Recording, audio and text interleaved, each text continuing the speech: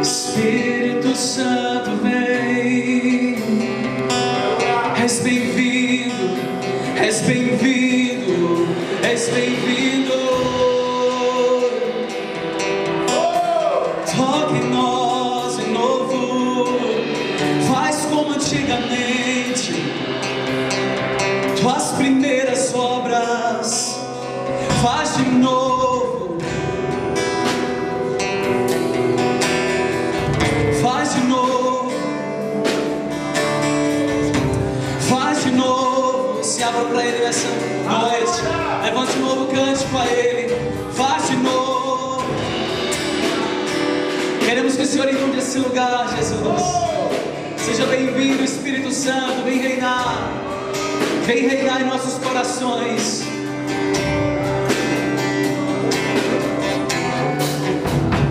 A voz que acalmou os mares me chama para andar, me chama para andar.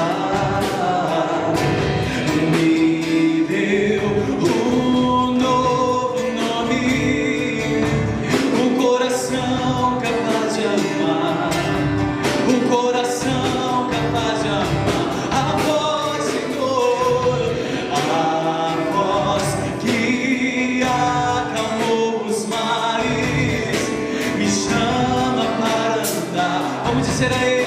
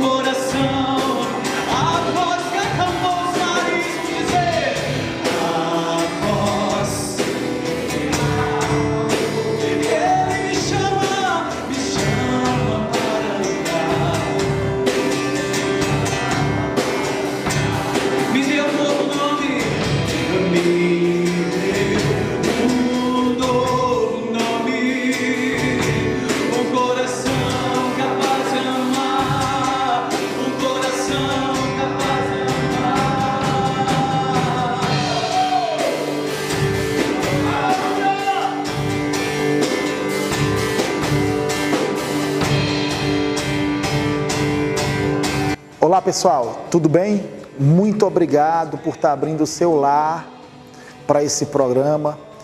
Meu nome é Pastor Francisco Mesquita, da comunidade cristã Dunamis. Então, inclina os teus ouvidos, atenta para tudo aquilo que Deus tem reservado para você nesse dia. Então, fique com esse louvor e com essa palavra abençoada que vai impactar a tua vida.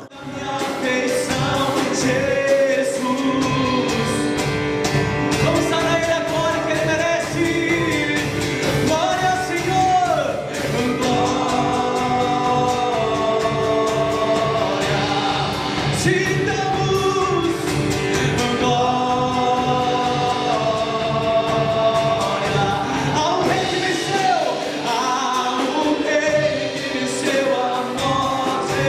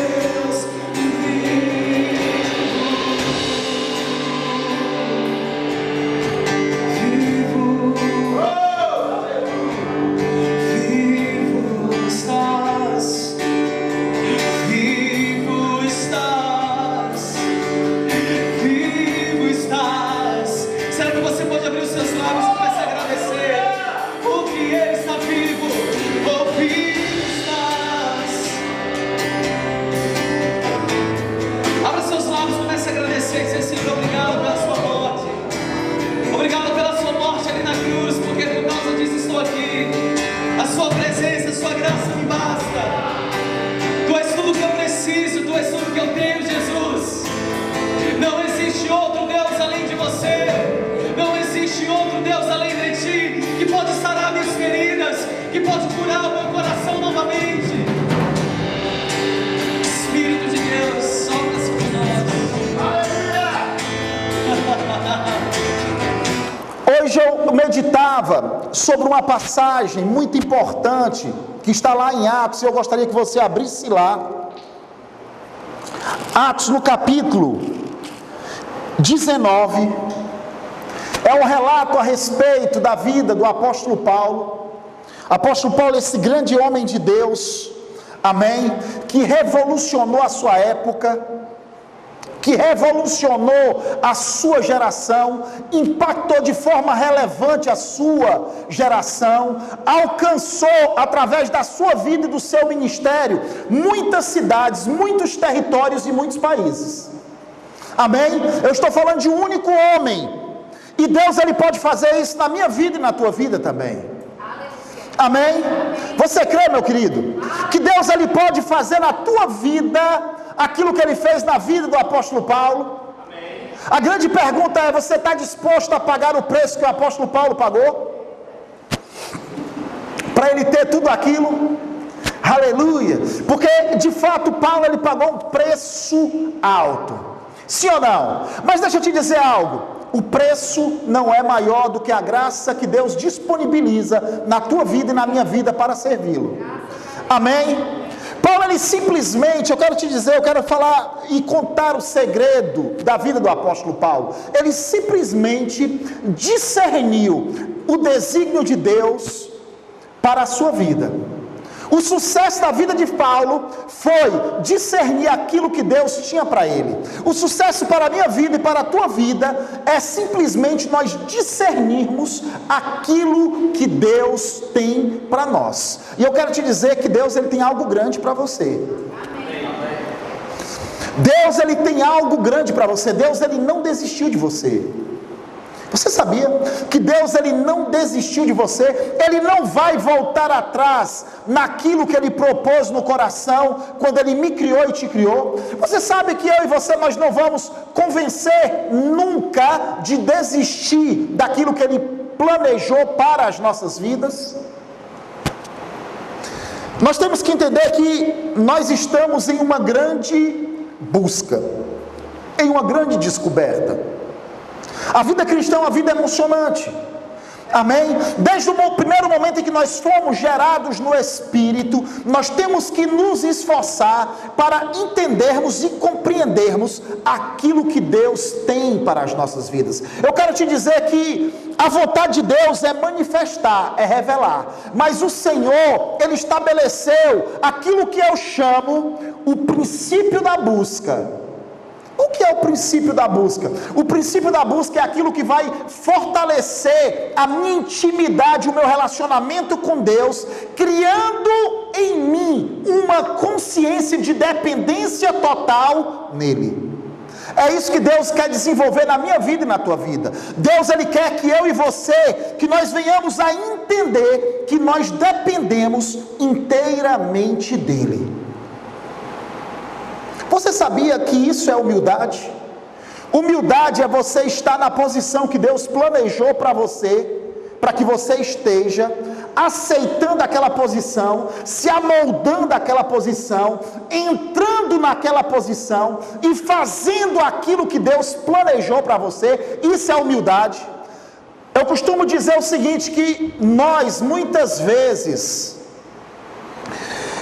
nós distorcemos a palavra humildade, né? Por exemplo, nós passamos muitas vezes pelo irmão ou por uma pessoa que tem poucas posses, está vivendo muitas vezes com muitas faltas, de forma miserável, podemos dizer assim, que está faltando em todas as áreas da sua vida, e nós dizemos: rapaz, fulano é humilde. Mas quantos sabem que isso não é humildade?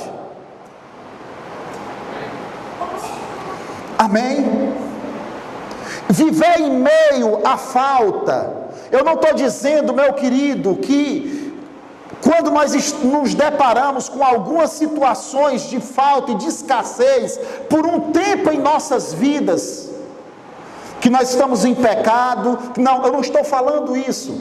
O que eu estou dizendo é que as pessoas elas distorceram a palavra humildade. Amém? Humildade não é isso. Como eu falei, humildade é a capacidade que o homem tem de se curvar, se dobrar, baixar a cerviz diante daquilo que Deus tem planejado para a sua vida. Porque o homem, naturalmente falando, o ser humano, ele é tendencioso ao orgulho. Amém? E se ele não souber gerir o seu sucesso, ele pode cair nos extremos da sua caminhada. Ele é tendencioso, e isso é inflamado pelo diabo em nossas vidas muitas vezes. O homem, ele é tendencioso a se orgulhar.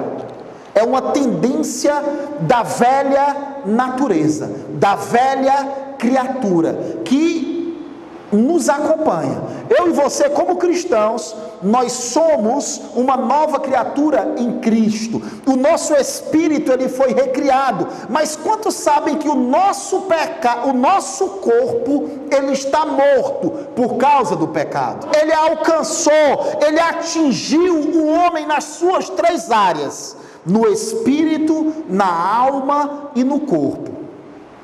Pneuma, psique e soma. As 3 áreas do homem foram afetadas pelo pecado. E o novo nascimento vem construindo, a vida espiritual vem construindo aquilo, ou reconstruindo, ou refazendo aquilo que o pecado destruiu. Quando eu e você, nós nascemos de novo, o nosso espírito, ele é recriado, mas o nosso corpo está morto por causa do pecado, como está escrito lá em Romanos. E a nossa alma, a nossa psique, ela tem que ser salva, como diz Tiago, ou deve ser renovada, como diz Paulo. Amém? E através do novo nascimento, através da vida de Deus, que é a realidade em nós, isso vai sendo construído. Então, mas nós lidamos diariamente com o nosso corpo. Amém? Eu acho muito interessante algo que Paulo, ele falou lá em 1 Coríntios, no capítulo 9, no verso 27, Paulo diz assim: mas eu esmurro o meu corpo. Diga, eu esmurro o meu corpo. Você notou que de forma implícita, Paulo, ele está falando de um verdadeiro eu, ou de um eu real. Ele faz uma dicotomia, ele faz uma separação entre o eu verdadeiro e o corpo. Sim ou não? Só eu que notei isso? Não. Nesse texto, ele diz assim: mas eu esmurro o meu corpo. Eu esmurro o meu corpo. Ele está falando o quê? O eu verdadeiro, o eu real. Ele está falando do espírito humano. Ele está falando da parte dele que foi recriada em Cristo Jesus. E ele diz assim: olha, eu esmurro o meu corpo, para que, tendo pregado a outros, não venha eu mesmo a ser desqualificado. Amém? É isso que eu e você, como novas criaturas em Cristo Jesus, nós temos que fazer. Amém? Queridos, nós temos que descobrir a vontade de Deus, o desígnio de Deus para as nossas vidas e entrarmos naquilo. Agora deixa eu te falar que muitas vezes não vai ser confortável entrar na vontade de Deus para a tua vida. Não é confortável. Muitas vezes você vai ter que subjugar. Ou eu mais me atrevo, eu digo, sempre você vai ter que subjugar o teu corpo, o reduzir à escravidão. Em outras palavras, tu vai ter que mostrar quem de fato manda. Amém? O espírito, ele tem que prevalecer sobre o corpo. Não é isso que fala? Paulo, ele escrevendo aos Romanos, no capítulo 8, ele diz assim: porque nenhuma condenação há, a partir do verso 1, porque nenhuma condenação há para aqueles que estão em Cristo Jesus, porque a lei do Espírito da vida em Cristo Jesus nos livrou da lei do pecado e da morte. Olha só, Paulo, ele fala de 2 leis que estão em operação nesse exato momento aqui. Ele chama uma de lei do Espírito da vida em Cristo Jesus, e a outra ele chama a lei do pecado e da morte. Amém? Lei do Espírito da vida em Cristo Jesus nos livrou da lei do pecado e da morte. Então, existe esta luta. Existe essa luta. E ele fala aqui no capítulo 8 que eu e você, através do novo nascimento, nós fomos livres da lei do pecado e da morte. Que lei do pecado e da morte é essa? É que o homem, por consequência da morte espiritual, ele era escravo do pecado. Amém? Olha só, eu gostaria que você abrisse, só para fortalecer o que eu falei, lá em Romanos, no capítulo 5, no verso 20. Romanos 5, verso 20 e verso 21. Olha só o que é que diz o texto.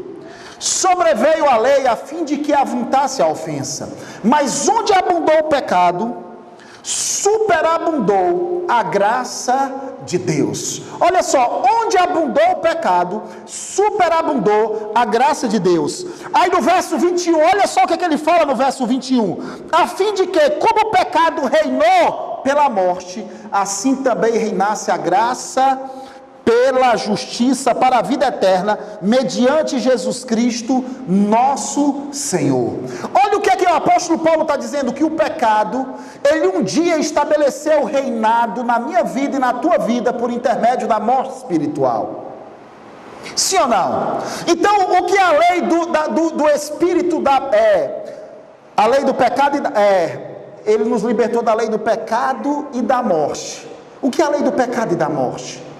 É exatamente isso que Paulo, ele fala aqui, nesta afirmação do capítulo 5, ele realça, ele traz novamente essa verdade no capítulo 8, ele diz que a morte, ela se estabeleceu na vida do homem, e a consequência da morte espiritual foi a escravidão. Nós vemos Pedro, ele falando, ele fazendo essa mesma afirmação, com palavras diferentes, lá na sua segunda carta, ele diz assim, prometendo-lhes a liberdade quando eles mesmos são escravos da corrupção. Por quê? Porque o vencido se torna escravo do vencedor. Então, no momento em que o homem cedeu ao pecado, ele cedeu ao diabo, ele cedeu à tentação, ele passou da posição de Senhor, porque Deus havia dado o senhorio da terra para o homem. Você concorda comigo? A Bíblia fala lá nos Salmos, diz, os altos céus pertencem ao Senhor, mas Deus deu a terra aos filhos dos homens. Deus havia dado o senhorio da terra para o homem, Deus havia abençoado o homem, e ele havia dito, através da sua bênção, anunciado a sua bênção, e Deus tinha dito, olha, dominai e sujeitai sobre todas as coisas. O homem, ele estava na posição de dominador, o homem, ele tinha a força de Deus nele para subjugar. Essa palavra subjugar é dominar na força, literalmente no hebraico. Amém? Lá em Gênesis 1, essa palavra sujeitar é dominar na força aquele que não quer se submeter.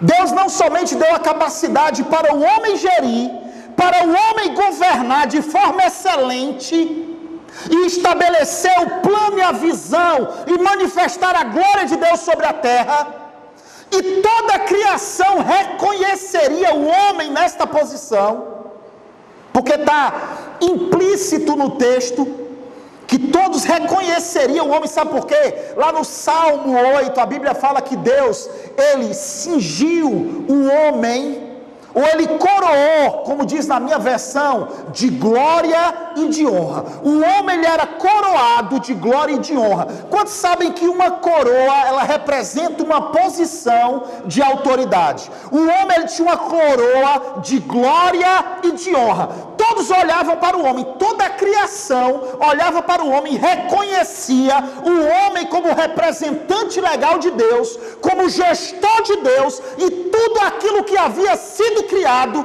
se submetia a essa posição do homem. Mas, amados, nós sabemos que o homem, ele cedeu à tentação, ele cedeu ao pecado, e a consequência do homem ter cedido ao pecado é que ele passou de senhor a escravo, de dominador a dominado.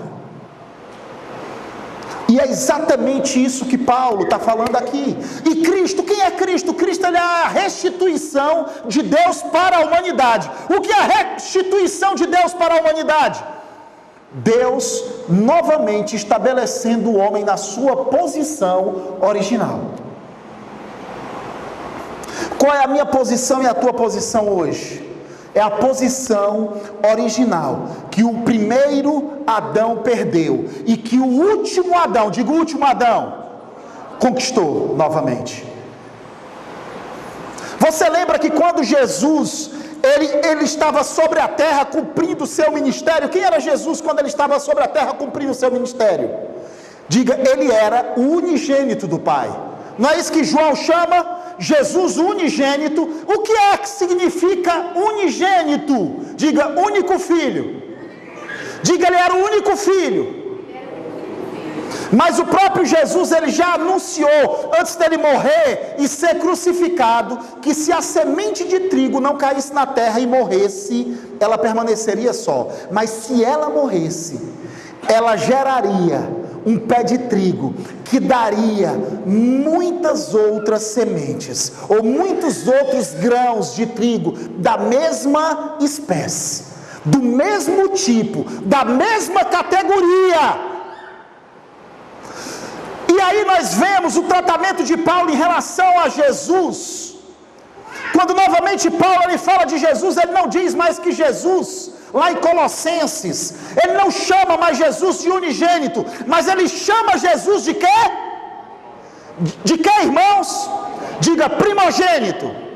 Diga primogênito. O que é o primogênito? É o primeiro de uma geração, é o primeiro de muitos outros que viriam depois dele, é o primeiro de muitos irmãos, gerados de um mesmo pai e de uma mesma mãe. Quem é Jesus? Ele é o primogênito dentre os mortos. Ele foi o primeiro a ser gerado novamente. Por que ele foi gerado novamente? Porque ele experimentou a morte por mim e por você. E o que aconteceu com ele? Ele foi até as regiões inferiores da terra, até o inferno, para pagar a minha pena e a tua pena. Mas a Bíblia fala que a morte não pode reter, a morte não pode segurar, o inferno não pode segurar. A Bíblia fala em Colossenses que ele despojou todo o principado, toda a potestade, todo o poder e domínio, e ressuscitou ao terceiro dia vitorioso. Ele foi o primeiro a nascer de novo, ele foi o primeiro a experimentar o novo nascimento, o primeiro de muitos que viriam depois dele. Quem são esses muitos? Diga, sou eu. Aleluia! Aleluia! Estes muitos sou eu e você. Meu querido, olhe para o tipo de relacionamento que Jesus teve com Deus. E ele não viveu daquele jeito porque ele era Deus. Ele viveu daquela forma e daquele jeito, aquele tipo de relacionamento com o Pai, para me ensinar e te ensinar. Toda a vida de Jesus foi um ensinamento para mim e para você. É por isso que Pedro diz que ele é o modelo a ser seguido por mim e por você. Ele não viveu simplesmente por viver aquilo. Ele não se relacionava com o Pai daquela forma simplesmente porque ele era Deus. Não, ele se relacionava com o Pai daquela forma para me ensinar e te ensinar. Você lembra quando ele ressuscitou a Lázaro? Ele diz assim: olha, Senhor, eu sei que tu sempre me ouve, mas eu vou orar alto aqui para que eles escutem e para que eles aprendam que o Senhor sempre me ouve, o Senhor sempre me atende. Amém? Ele viveu para estabelecer um modelo a ser seguido por mim e por você. Um modelo de vida de intimidade com Deus. De intimidade. O Senhor está nos chamando para perto. O Senhor está nos chamando para um relacionamento mais íntimo com Ele. Nós vemos lá em 1 Coríntios, no capítulo 1, no verso 9, que o Senhor tem nos chamado para a comunhão com o seu Filho amado. Ele diz assim: fiel é Deus que vos chama. Fiel é Deus que vos chama para a comunhão com o seu Filho Jesus Cristo, seu Filho amado. Deus, Ele quer que eu e você venha se relacionar de forma íntima e sobrenatural com Ele. Amém? Aí nós vemos aqui, e eu gostaria que você abrisse lá, em Atos dos Apóstolos, capítulo 19, ele diz assim, a partir do verso 21, Atos 19, 21, todos abriram? Olha só que coisa interessante. Cumpridas estas coisas, Paulo resolveu no seu espírito ir a Jerusalém, passando pela Macedônia e Acaia, considerando, depois de haver estado ali, importa-me ver também o que? Roma, diga Roma. Tendo enviado a Macedônia 2 daqueles que lhe ministravam, Timóteo e Erasto, permaneceu algum tempo na Ásia. Se você for olhar o contexto desse texto aqui, você vai ver que esse texto ele se trata da terceira viagem missionária de Paulo.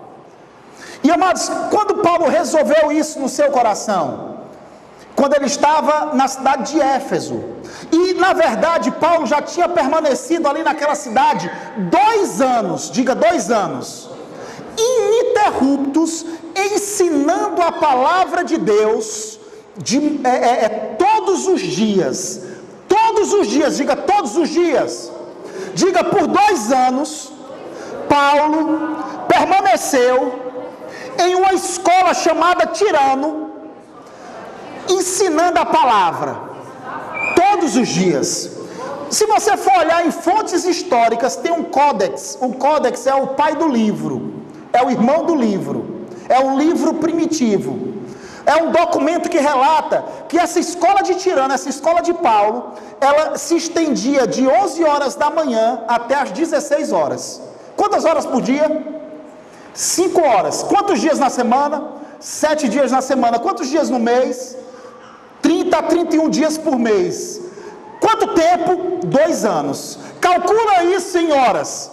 Essa é a escola de Tirano, essa é a escola que inclusive Timóteo, o seu pupilo Timóteo, participou. Que você vê nesse texto ele enviando Timóteo e Erasto por 2 anos. Que horário é esse? Essa escola de Tirano, se você for olhar em uma fonte histórica, você vai ver que era um auditório que provavelmente pertencia a um filósofo do nome Tirano.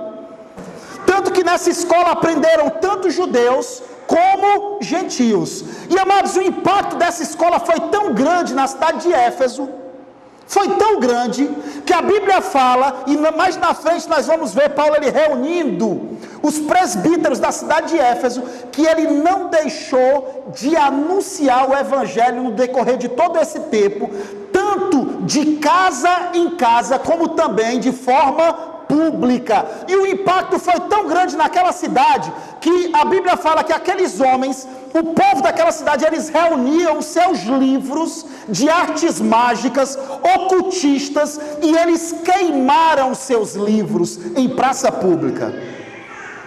E eu não sei se você já parou para considerar, mas quem tinha livro naquela época estava disposto a desembolsar uma grande quantidade de dinheiro. Sabe por quê? Todos os livros eles eram manuscritos. A imprensa ela veio existir agora a partir do século XV. Não existia imprensa. Um livro ele era escrito à mão e ele era uma grande quantidade de dinheiro. E na verdade a Bíblia fala que foi-se calculado o que se valiam aqueles livros. E tem aqui o valor, deixa eu só falar o valor aqui para você.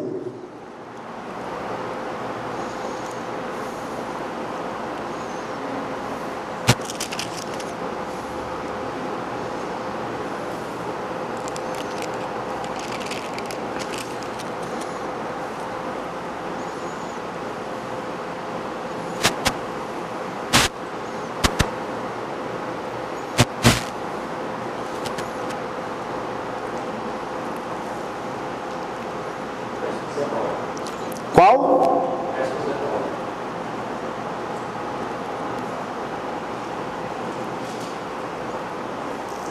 Eu não escutei, irmão. Versículo 19. Pronto. Calculados seus preços, achou-se que montava 50.000 denários. Você sabe o que é isso, queridos? 50.000 denários. Um denário, o Wilson falou ontem, era a paga de um dia de serviço na época. 50.000 denários é uma grande fortuna. Eu não saberia calcular hoje isso daí. 160 o quê? 160 anos de trabalho de um trabalhador normal, assalariado.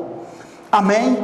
E amados, esse foi o impacto dessa escola. Mas acontece que Paulo, ele recebeu, nós vemos aqui nesse texto que Paulo, ele recebeu uma nota no seu coração. Depois de passado aquele tempo, 2 anos ensinando, ele recebeu uma nota no seu coração. Ele recebeu uma direção específica de Deus para fazer algo. O que foi que o Espírito de Deus falou com Paulo? Tratou com o apóstolo Paulo? Que ele fosse a Jerusalém e depois importava também que ele comparecesse aonde, irmãos? A Roma, diga Roma. Foi algo específico que Deus falou com o apóstolo Paulo. Nós estamos falando sobre direção. Amém? Nós vemos Paulo ele ensinando, ele ficando, ele impactando aquela cidade, ele impactando aquelas vidas. Mas depois de 2 anos, Deus disse para ele: olha Paulo, vai para Jerusalém. E depois importa que você passe também em Roma. Aí você vai um pouco para frente no texto. E eu gostaria que você abrisse ele já em Mileto. No capítulo 20, ele passa por algumas regiões, ele visita algumas regiões, a Macedônia, a Sós, aí ele chega na cidade de Mileto, amém? Ele chega na cidade de Mileto, e ali em Mileto, ele mandou a Éfeso chamar os presbíteros da igreja, e quando se encontraram, capítulo 20, verso 17, agora verso 18, e quando se encontraram com ele, disse-lhes: vós bem sabeis como foi que me conduzi entre vós em todo o tempo, desde o primeiro dia em que entrei na Ásia, servindo ao Senhor com toda a humildade, lágrimas e provações que, pelas ciladas dos judeus, me sobrevieram. Verso 20, jamais deixando de vos anunciar coisa alguma proveitosa e de vos ensinar publicamente e também de casa em casa, testificando tanto a judeus como a gregos o arrependimento para com Deus e a fé em nosso Senhor Jesus Cristo. Aí no verso 22, olha só o que ele diz aqui no versículo 22, e agora, constrangido em meu espírito, ele estava constrangido aonde, irmãos? No seu espírito. Paulo ele estava dizendo o seguinte: olha, eu estou recebendo uma nota, essa nota está sendo reforçada novamente no meu espírito, amém? Constrangido em meu espírito, eu vou para Jerusalém, não sabendo o que ali me acontecerá, senão que o Espírito Santo de Deus, de cidade em cidade, me assegura que me esperam o quê? Cadeias e tribulações. Porém, olha só no verso 24, porém, em nada considero a vida preciosa para mim mesmo, contanto que o quê? Que complete a minha carreira e o ministério que recebi do Senhor Jesus para testemunhar o evangelho da graça de Deus. Paulo ele repetiu algo que foi dito para ele, que ele foi instruído na sua conversão no caminho para Damasco, quando aquele discípulo Ananias foi orar para ele, Deus afirmou que tipo seria o ministério de Paulo. Mas apenas uma coisa me interessa, é que eu cumpra o ministério que Deus me chamou, e que eu complete a carreira que o Senhor me concedeu, e viva o ministério. Aí nós vemos, Paulo ele sai dessa região de Mileto, e ele chega a uma outra região chamada Tiro. Ele já estava indo em direção a Jerusalém. Eu quero te dar alguns textos, queridos, para, através do exemplo da vida do apóstolo Paulo, você entenda e compreenda como muitas vezes o Espírito de Deus ele vai nos conduzir. Amém? Aí aqui, no capítulo 21, no verso 4, olha só que coisa interessante fala nesse texto. 21 de Atos, versículo 4. Encontrando os discípulos, permanecemos lá durante 7 dias. E eles quem, irmãos? Diga os discípulos. Diga os discípulos. E eles, movidos, diga movidos. Diga movidos. Pelo Espírito, diga pelo Espírito. Movidos pelo Espírito, recomendavam a Paulo que não fosse aonde? Que não fosse aonde, irmãos? Que não fosse aonde? A Jerusalém. Passados aqueles dias, tendo se retirado, prosseguimos viagem, acompanhados por todos, cada um com a sua mulher e filhos, até fora da cidade. Ajoelhados na praia, oramos, e despedindo-nos uns dos outros, então embarcamos, e eles voltaram para a casa. Eu acho interessante que se você ler esse texto, que eu acabei de ler, e se você ler os 2 textos anteriores, que eu acabei de ler também, muitas vezes nós vamos achar que está acontecendo aqui uma controvérsia bíblica. Na verdade, eu já vi muitas pessoas falando a respeito do ministério de Paulo, e eu vi, por exemplo, pessoas falando que Paulo ele foi preso porque ele desobedeceu. O Espírito de Deus disse que não era para ele ir para Jerusalém, e ele desobedeceu, e eles pegam por base esse texto. Mas as pessoas elas não entendem, queridos, que existe algo na Bíblia chamada crítica textual. Por exemplo, a palavra espírito é uma palavra só para Espírito de Deus e Espírito humano. E o E maiúsculo e o E minúsculo, ele é colocado segundo a interpretação do texto. Eu sei que aqui está E maiúsculo como se fosse o Espírito de Deus. Mas pelo contexto nós entendemos, pelo contexto das Escrituras, nós entendemos que esse texto não está falando do Espírito Santo de Deus. Vocês estão me entendendo, amados? Sim ou não? O que foi que aconteceu aqui, afinal de contas, pastor? Eu vou te dizer com toda clareza, eu vou te dar mais um texto, que vai trazer, eu vou te dar mais 2 textos, que vai trazer clareza para a tua vida. Em cima dessa passagem aqui do apóstolo Paulo. O que aconteceu é que estes irmãos, eles perceberam algo no seu espírito que aconteceria com Paulo em Jerusalém. Eles de fato, eles olharam para o apóstolo Paulo e eles sabiam que em Jerusalém iria acontecer alguma coisa ruim com o apóstolo Paulo, como de fato aconteceu. Amém? E eles de forma sincera, eles tentaram fazer o quê? Impedir que Paulo fosse. Se eu e você, se você olhasse para mim, e eu fosse fazer uma viagem, e de repente tu percebesse no espírito que eu ia ser preso, eu ia ser perseguido, eu ia ser açoitado naquele lugar que eu estava indo, qual seria a tua reação natural? Tu tentaria me impedir de ir, sim ou não? Sim ou não, irmãos? Eu não estou desqualificando a experiência dos irmãos. Eu não estou. Eles de fato perceberam algo que aconteceria com Paulo ali. Eles perceberam. E de fato, Paulo ele foi perseguido, ele foi preso, ele foi açoitado, quase morto em Jerusalém. Amém? Mas Paulo, ele sabia qual era o propósito de Deus para a sua vida. E Paulo, ele entendia que Deus o havia conduzido, Deus o havia guiado para Jerusalém. E ele não abriu mão daquela direção de Deus para a vida dele. E esses irmãos, por não compreenderem qual era o propósito de Deus para a vida de Paulo, eles tentaram impedir, movidos por amor, que Paulo cumprisse aquilo que Deus tinha para a vida deles. Eles viram algo? Sim. Tanto que eles tentaram impedir. Eles tentaram convencer Paulo a não ir. Eles tentaram constranger Paulo. Mas qual foi a atitude de Paulo? Paulo foi. Por que Paulo foi? Porque ele entendia qual era o propósito de Deus para a sua vida. E ele sabia que ele tinha que ir para Jerusalém. E não somente para Jerusalém, mas ele tinha que também comparecer a Roma. Paulo, ele sabia que algo ia acontecer lá em Jerusalém, e ele diz isso, mas ele sabia que ele sobreviveria, que ele sabia que ele não morreria, porque da mesma forma que ele passaria por Jerusalém, Deus havia falado e tratado com ele que ele chegaria a Roma, e ele não abriu mão. Eu gostaria de ler mais um texto com você,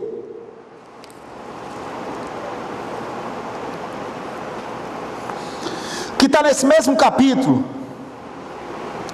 Aí depois Paulo ele sai de Tiro e ele vai para outra cidade, para Cesareia. Aí no verso 10, vamos ler 4 versículos à frente.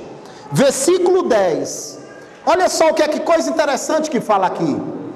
Aí Paulo, ele já em outra cidade, diz assim: demorando-nos ali alguns dias, desceu da Judéia um profeta chamado Ágabo. Olha só, agora desceu um profeta, né?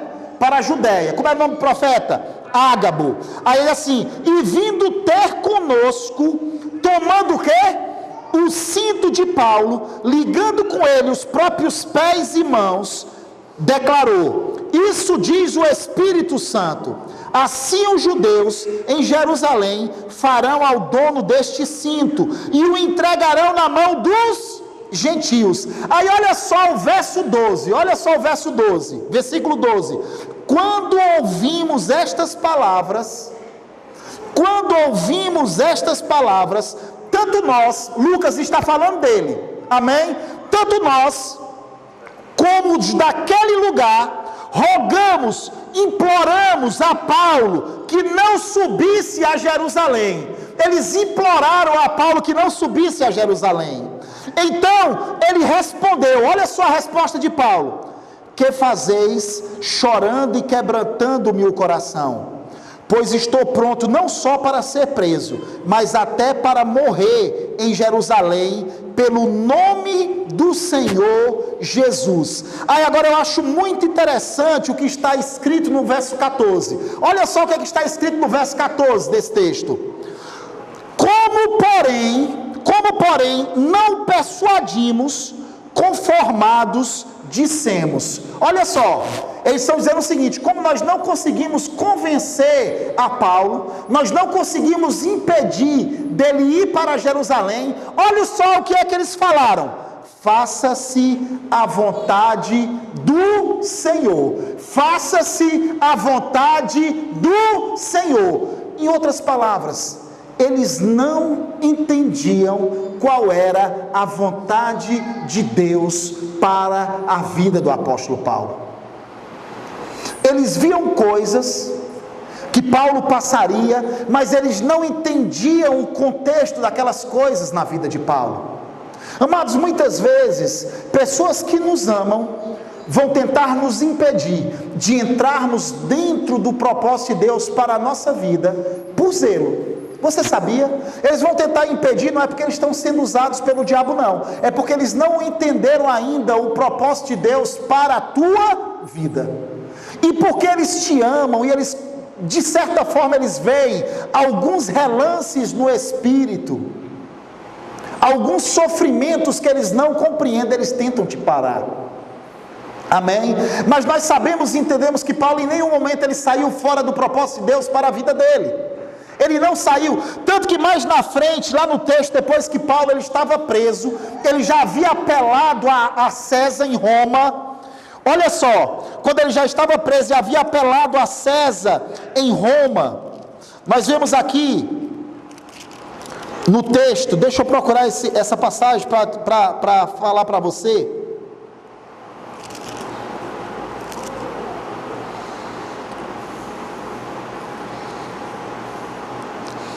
Capítulo 23, verso 11. Paulo ele já estava preso, ele já havia estado perante o Sinédrio, ele já havia estado diante dos governadores, amém? Ele já tinha apelado a César, ele já tinha pedido para ir para Roma. Aí na noite, verso 11, na noite seguinte, o Senhor, pondo-se ao lado dele, disse: coragem. Quem se pôs no lado de Paulo? Quem, irmãos? O Senhor. E o Senhor o encorajou. Aí olha só o que foi que o Senhor falou para ele: Jesus, pois do modo porque deste testemunho a meu respeito em Jerusalém, assim importa que também o faças em Roma. O próprio Jesus aparece para ele e diz assim: da mesma forma que você deu testemunho de mim em Jerusalém, perante os governadores, perante os centuriões, perante o sinédrio, amém? Acrescentando aí nesse pacote o sumo sacerdote, da mesma forma que você testemunhou para todo mundo em Jerusalém, importa que você também testemunhe em Roma. E nós vemos aqui o Senhor encorajando a Paulo. Deus, ele não disse: Paulo, por que foi que você saiu fora do meu propósito para a tua vida? Não, em nenhum momento, porque eu já vi pessoas pregando, eu já vi pessoas ensinando, que Paulo ele foi preso e ele passou por tudo que ele passou ali em Jerusalém, porque ele havia saído fora do propósito de Deus para a sua vida. Mas quantos sabem que não foi? E nós vemos, queridos, algo interessante que Paulo, ele fala, escrevendo a sua primeira carta de Coríntios, no capítulo 2, ele diz assim: quem entende as coisas do homem mais do que o seu próprio espírito que nele está? Amém? Ninguém deve conhecer o propósito de Deus para a tua vida mais do que você mesmo, amado. Amém? Ninguém. Deus, ele colocou em um bom depósito dentro de você tudo aquilo que ele tem planejado para a tua vida, e cabe a você e cabe a mim entender, compreender, discernir aquilo que Deus tem para você e andar por esse caminho, e andar dentro daquilo que ele tem para você. Isso significa sucesso. Diga sucesso. Você quer ter sucesso na sua vida? Descubra, entenda aquilo que Deus tem reservado para você e entre dentro daquilo. A Bíblia fala: a glória de Deus é encobrir as coisas, mas a glória dos reis é esquadrinhá-las. Você lembra que no início do culto eu falei que existe um princípio que eu chamo o princípio da busca, e o princípio da busca fortalece o nosso relacionamento com Deus. Sabe por quê? Porque traz humildade para a vida do homem. Por que Deus ele oculta as coisas? Por que Deus ele esconde as coisas? Porque ele quer que o rei vá buscar. A glória de Deus é encobrir. A glória do rei, dos reis, é buscar, esquadrinhar, cavar, porque isso cria de fato uma vida de dependência minha e sua para com Deus. Quando nós buscamos o Senhor, nós achamos, não é isso que Jesus nos ensinou? Aquele que bate, abrir-se-vos-á. Quem é que bate? É o homem. E quem é que abre? É Deus. O que pede, recebe. Quem é que pede? O homem. Quem é que dá? Deus. O que busca, encontra. Quem é que busca? O homem. Quem se revela? Quem se deixa achar? Deus. Por que Deus diz para mim e para você: vem diante de mim, apresenta as tuas razões para que eu possa te justificar? Deus ele age dessa forma para criar uma vida de dependência, para que eu e você tenha esse senso de dependência total nele. Amém? Aleluia. Eu gostaria que você ficasse de pé esta noite e que você confessasse comigo: eu estou pronto para ser guiado e conduzido pelo Espírito de Deus. Aleluia. Pai amado, muito obrigado, Pai, Obrigado, Senhor, por esta noite maravilhosa, por esse momento tão especial na Tua presença, Pai, por esse momento único, Senhor. Pai amado, eis aqui as nossas vidas. Senhor, nós queremos que este senso, Pai amado, de dependência total em Ti, vem estar aumentando em nossas vidas, Pai. Senhor, nós queremos mais e mais ser conduzidos pelo Teu Espírito. Aleluia. Pai amado, nós sabemos que os Teus pensamentos são mais elevados do que os nossos pensamentos. Nós sabemos, Pai, que enquanto, Senhor, a nossa visão ela é totalmente limitada, o Senhor vê de forma perfeita todas as coisas, Pai. Oh, meu Rei, nos conduz, Pai, nos guia, Senhor, nos guia, Pai amado. Aleluia. Oh, aleluia.